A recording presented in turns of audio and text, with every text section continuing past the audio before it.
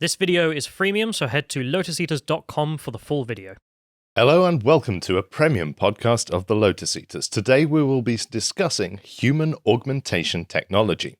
We covered this briefly for a weekend segment at the start of the year, but there is so much more to the Ministry of Defence's Human Augmentation Project, and Josh and I decided that we should cover it in full.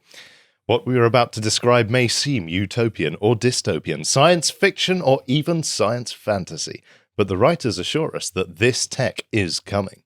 This is the world we will be living in 30 years' time. Will this reinvent the human condition and allow a new age of peace and prosperity, or is the road to hell paved with good inventions? Let's step into the future and find out. I'm joined by Josh, who is particularly interested in the potential of human augmentation technology for improving sexual function. I'm joined by Josh, who is particularly interested in the potential of human augmentation technology for many reasons. Some of them personal, I'm sure. Is that right? Well, no, obviously I specialised in psychology, and lots of these are talking about interfacing with the brain, changing emotions, all sorts of things that are somewhat in my wheelhouse, although, to be honest, it sounds a little bit sinister in my view, although considering the technology in and of itself is pretty cool. I'm not going to deny that either. Yeah, it's kind of an ongoing battle between sinister and cool. So we'll move on to the first presentation that they have, which is the human body as a tech platform. Modern militaries are less and less concerned with individual soldiers and more concerned with weapons and weapons platforms. Gone are the heroic days of medieval combat. The mightiest soldier can be cut down with a bullet from an M16. The man with the M16 can in turn be blown to smithereens by artillery that he can't even see, and that artillery can be blown up by planes or missiles from halfway around the world. This summary of modern warfare, I think, explains quite briefly the shift to a war of weapons platforms. Drones, planes, ships, tanks, etc. I think that's fairly logical. So this report, which we're looking at, really asks the question, what if the functionality of weapons platforms could be brought into the individual soldier by means of cybernetic implants or gene editing? What if bionic augmentation enabled the flexibility and pluripotence of a human mind to be seamlessly integrated with the destructive power of a fighter jet? I think we actually have a leaked clip from the MOD presentation right here. So science fiction has already answered this question many times over. Warhammer 40k fans will be familiar with the massively augmented Space Marines, but we're moving to a world where the technology to do this is readily available. So just to recap, this report frames the human body as a platform angle by breaking the body down into physical performance, psychological performance, and social performance. And it seems to me they place an undue focus on psychological performance. What did you think?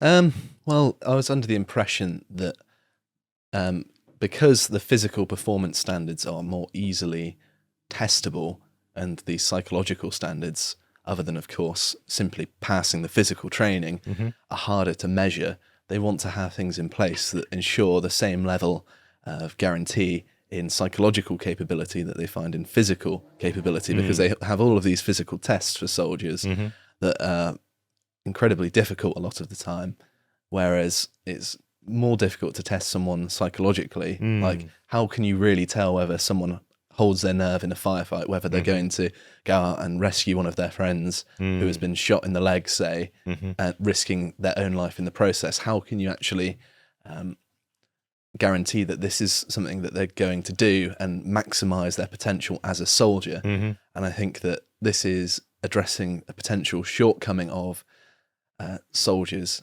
however you want to spin it, I suppose. And that's exactly the problem, I believe, which started Daniel Kahneman's career when he was in the Israeli military, recruiting soldiers and trying to find the best officers from them with psychological tests. And what they often found was that those who did best on the tests that they set for them were not the best, actually, for the job. It was a case of regression to the mean in some cases, or various other problems that you had to grapple with. So and that was back, I think, in the 60s, maybe? 60s, 70s, I think. So this is a problem which military psychologists have been grappling with for a long time.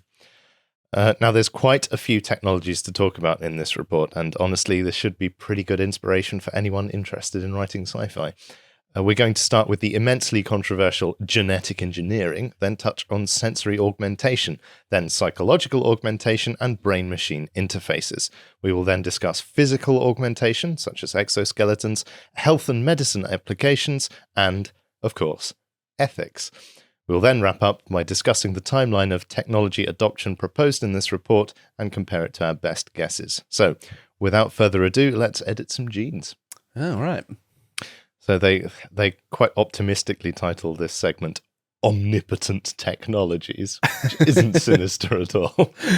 If you weren't, it is worth pointing out here that this Ministry of Defense report was done in collaboration with the Germans. The Bundeswehr, yeah. Yeah. So, you know, when you got the Germans on genetics, I feel like you're in questionable territory, really. Yeah, that's a very good point.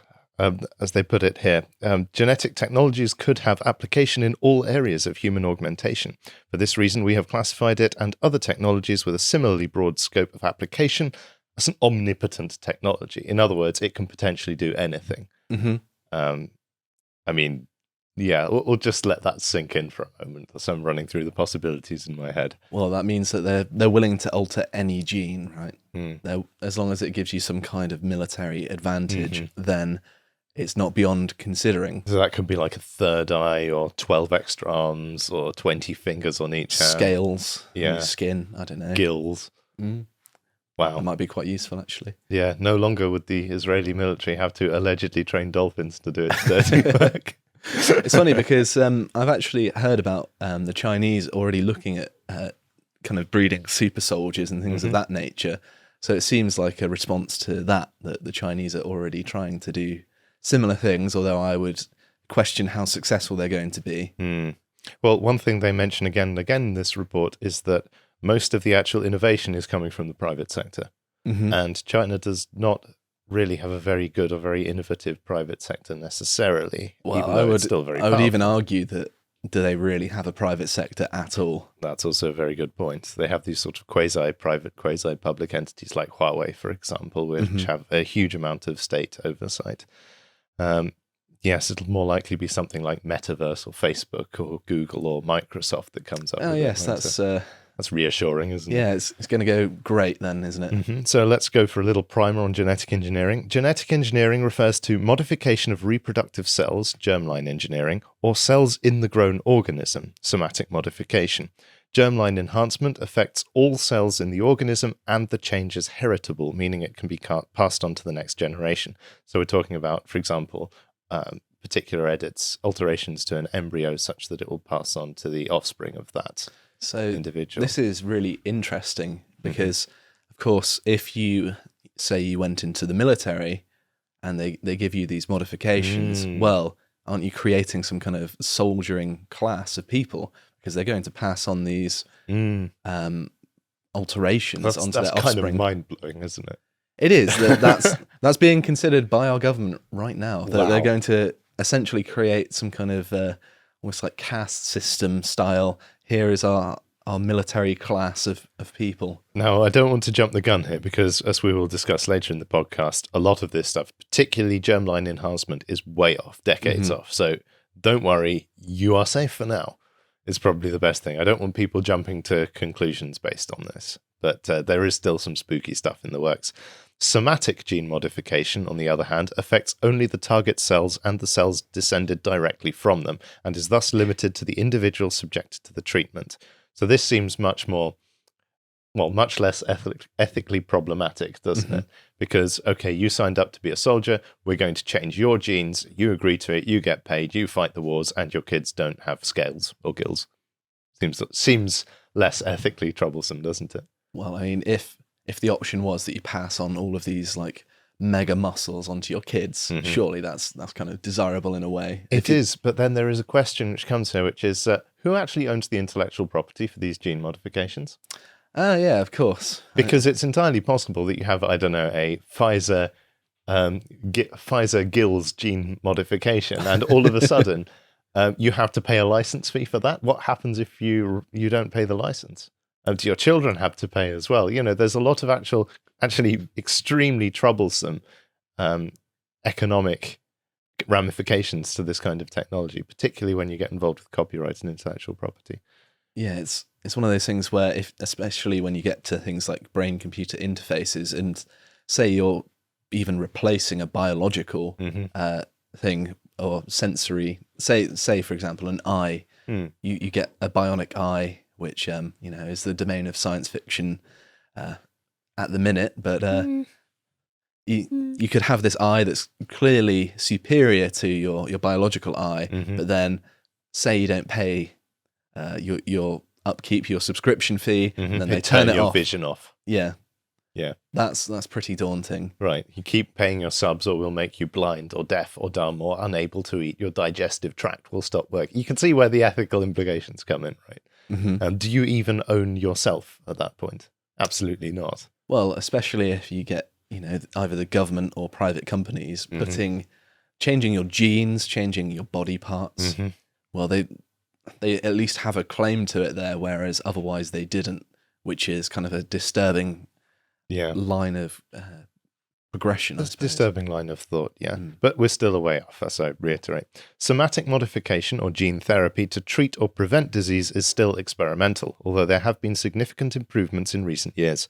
Clustered, regularly interspaced short palindromic repeats, commonly known as CRISPR, is a technique for cutting specific DNA sequences. The method is based upon precise manipulation of selected gene sequences by switching off, repairing, or replacing existing genes with genes engineered to produce a desired enhancement. Lessons from using CRISPR has led to swift progress, and in 2019 the technology was used in the treatment of a patient with a deadly genetic disorder. It also won a recent Nobel Prize. So it's some pretty cutting-edge technology. And this stuff is moving, whether you like it or not. It seems rather relentless, the progress of this science. Not to focus too much on the negative side of things, the CRISPR gene editing software could potentially be useful in basically limiting the scope of diseases and conditions which would otherwise be incurable. So are we talking things like Down syndrome and... Well, we're getting into the thick of the weeds here a little bit, aren't we? Where it could potentially do it, but there have been campaigns, haven't there, where they're like, these scientists don't think I should exist, that sort of thing. Yeah. And there are certainly ethical questions. I'm not going to stick my neck out too far, lest it be lopped off. But... So they have a section for each of these. They talk about the potential and the issues of the technology. So they say that based upon what we know today, and if current predictions are correct, genetic modification has by far the greatest potential for human enhancement. I think we agree. According to the United States Defense Advanced Research Projects Agency, or DARPA, genetic modification could be used to create super soldiers who, quote, kill without mercy, do not get tired, do not show fear, and behave more like a machine than a human. That's not sinister whatsoever. No. Is that a direct quote from the United States? Yeah. That's probably one of the most American... A friend of mine who got a job offer from DARPA described them as the literal scum of the scientific earth. Now, I High think that's praise a bit indeed. harsh. There's that a lot quote of bad does science out there. Yeah, but that quote does little to dissuade me from that opinion. Well, it sounds like an excellent tagline for a 1980s action movie. There are, however, concerns regarding the safety of genetic modification, particularly for heritable changes, which are considered far more controversial than using the technique to treat an individual when there are no other options available. To enhance general abilities rather than cure diseases, however, the ability to edit DNA is not enough. It is also necessary to understand the epigenetics, the complex mechanisms that govern how the gene manifests itself in the body. Multiple gene activities and various levels of expression are required for more complex capabilities. Genome editing works well where there are single gene mutations resulting in a defined disease, but have a long way to go for multigenetic disorders. And I believe that... So in popular opinion, there is this idea that you have this gene, therefore you have this trait, whereas recent research has largely swept away about 90% of those claims. By simply doing tests with more subjects, they've been able to break the previously perceived links between particular genes and particular traits in many cases. I know that many clinical psychologists would be willing to put a decent amount of money on the fact that you can have a gene and it's down to environmental pressures whether this gene activates. And quite often this is what happens with things like schizophrenia, where someone can be predisposed to having schizophrenia, but it may not actually manifest because they didn't have the environmental pressure to bring about the disorder. That's fascinating. Are there examples of like a positive condition as well as a negative condition? I know that you can, for example, there are epigenetic changes that can be passed down. So say one of your ancestors went through a famine and they went through periods of intense hunger. Well, this will alter the genes which are passed on to their later children, which alters the way in which they take on calories. Wow, that's quite impressive. That's really cool. Moving on, because we have so much tech to cover, we can't really hang about too much. On genetic testing and selection, the cost of sequencing a genome has reduced, and it has become easier to use the technique to identify predisposition for both undesirable traits, such as certain illnesses, and desirable characteristics, such as muscle density. Genetic testing could be used to screen people for particular tasks, for example, cardiovascular endurance, or for propensity to PTSD. It could also be used to identify the best enhancements or other interventions for each individual, as well as identifying their health risks. Interesting. So the idea is to create almost a genetic fingerprint for an applicant, where simply by viewing the individual's genome, you could, without any sort of more abstract testing, like questionnaires or physical running tests, things like that, you could be able to tell their predisposition towards certain behaviors.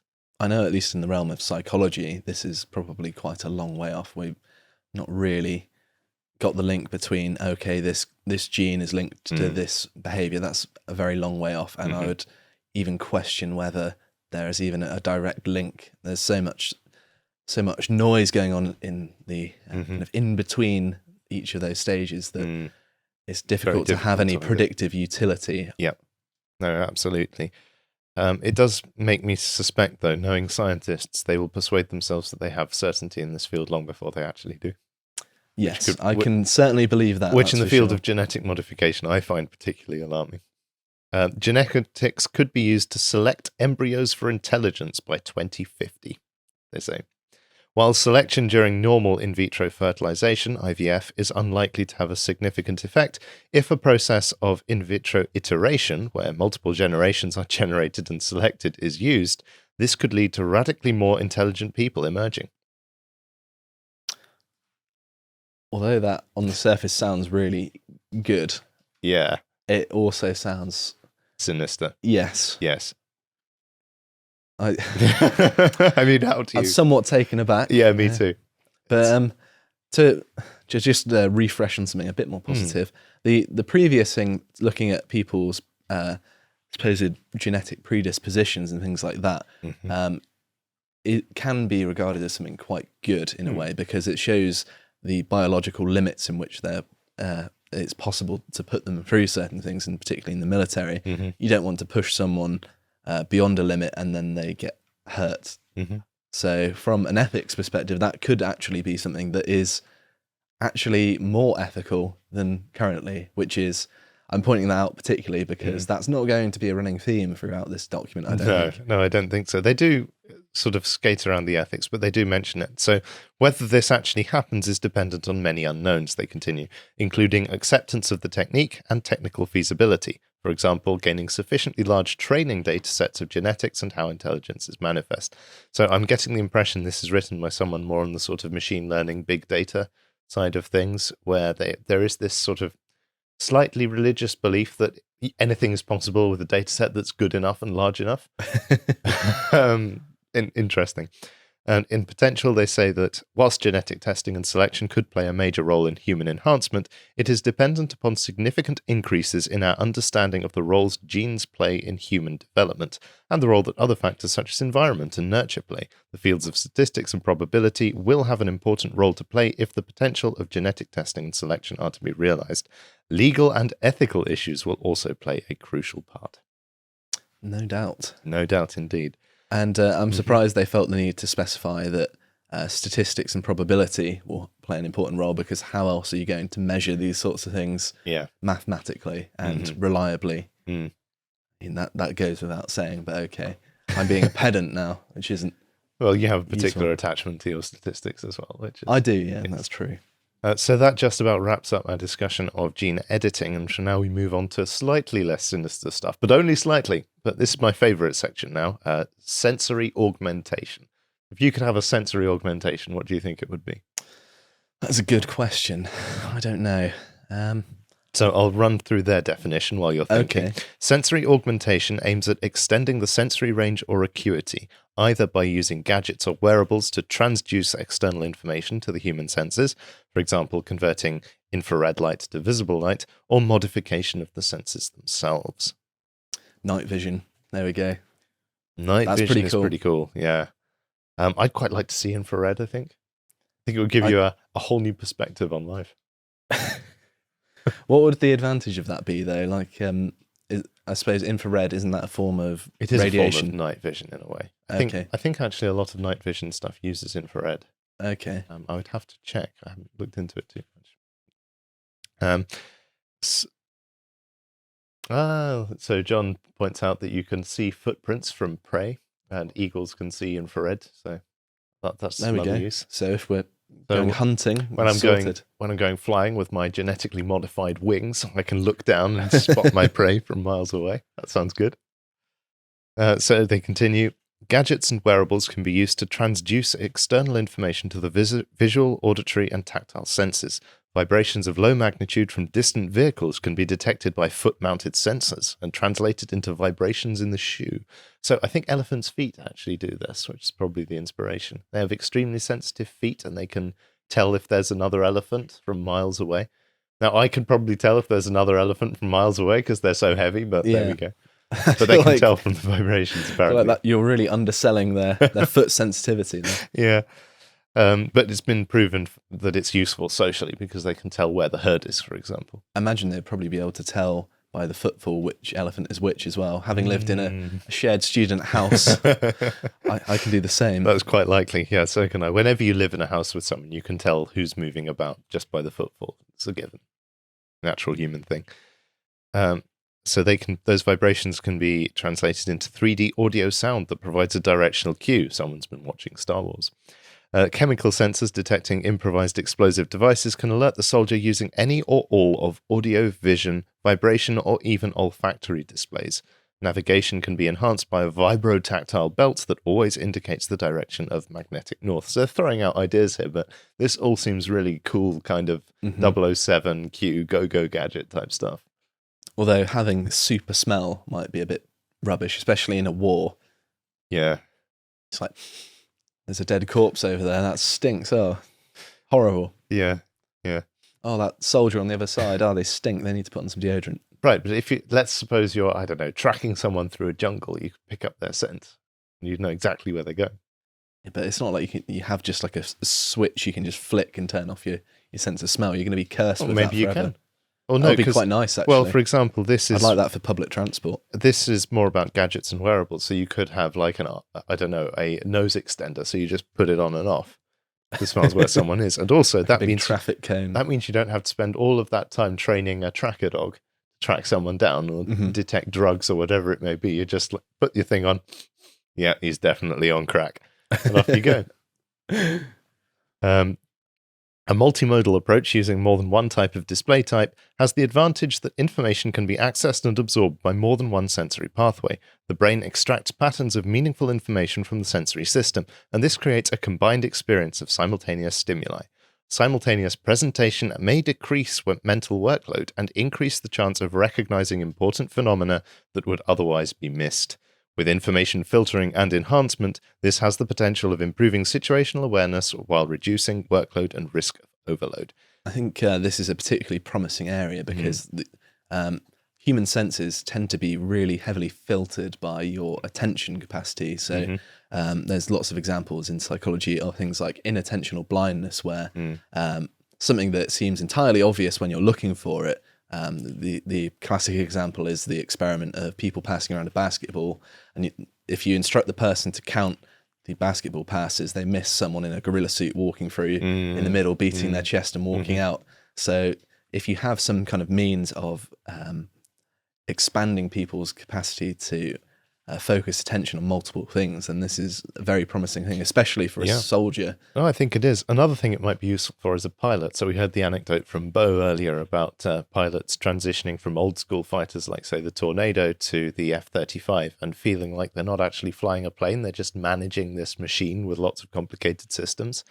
And it does seem like if you are able to enhance the way that that information presents itself, then it becomes something that's more intuitive and easy to do well, rather than feeling like you're constantly surrounded by Excel spreadsheets.